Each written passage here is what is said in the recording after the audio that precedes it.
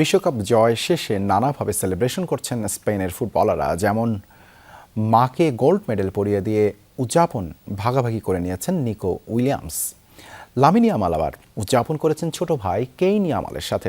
এদিকে পলিথিনের ব্যাগে করে ট্রফি নিয়ে যেতে দেখা গেছে মার্ক কুকুরেইরাকে, যদিও সেটা ছিল রেপ্লিকা।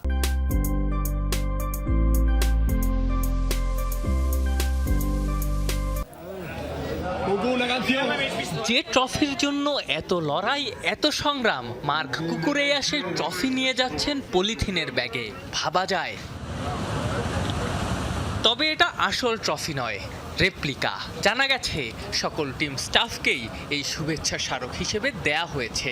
আসল ট্রফিটা ছিল গোল্ডেন বল জয়ী রদ্রির হাতে।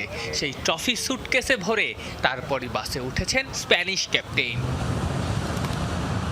স্পেনের দ্বিতীয় বিশ্বকাপ জয়ের সেলিব্রেশনে সবচেয়ে নজরকাড়া দৃশ্য ঘটিয়েছেন নিকো উইলিয়ামস। গোল্ড মেডেল নিয়ে বাকিরা যখন উদযাপনে ব্যস্ত, এই স্প্যানিয়ার্ড ছুটেছেন মায়ের কাছে। মাকে সেই মেডেল দিয়ে আনন্দ ভাগ করে নিয়েছেন। কেনই বা নেবেন না? 7 মাসের অন্তঃসত্ত্বা অবস্থায় জীবিকার তাগিদে ঘানা থেকে স্পেনে এসেছিলেন তার মা, সেটাও সাহারা মরুভূমি পায়ে হেঁটে পার হয়ে, যখন তিনি তাদের বড় ছেলে ইনিকা উইলিয়ামসের পৃথিবীতে আগমনের অপেক্ষায়। 2024 ইউরো জিতেও মায়ের গলায় মেডেল পরিয়ে নিকো বলেছিলেন তিনি অনেক দ্রুত দৌড়াতে পারেন, কিন্তু তার মায়ের মতো না, কারণ তিনি মৃত্যুকে পিছনে ফেলে সাহারা পেরিয়েছিলেন। নিকো আবার সেই ট্রফি উৎসর্গ করেছেন তার আইডল নেইমারকে।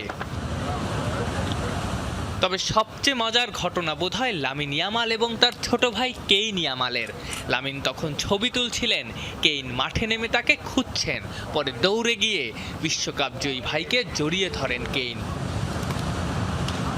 কেইন সর্বপ্রথম আলোচনায় আসেন 2024 ইউরোতে। সেবার নিকোর সঙ্গে কেইনের খুনসুটি বেশ আলোড়ন ফেলে। এদিনও মাঠে বেশ আনন্দ করতে দেখা যায় ছোট্ট কেইনকে। ইয়ামাল তো বারবারই বলেছেন ছোট ভাইকে নিজের সন্তানের মতো দেখেন।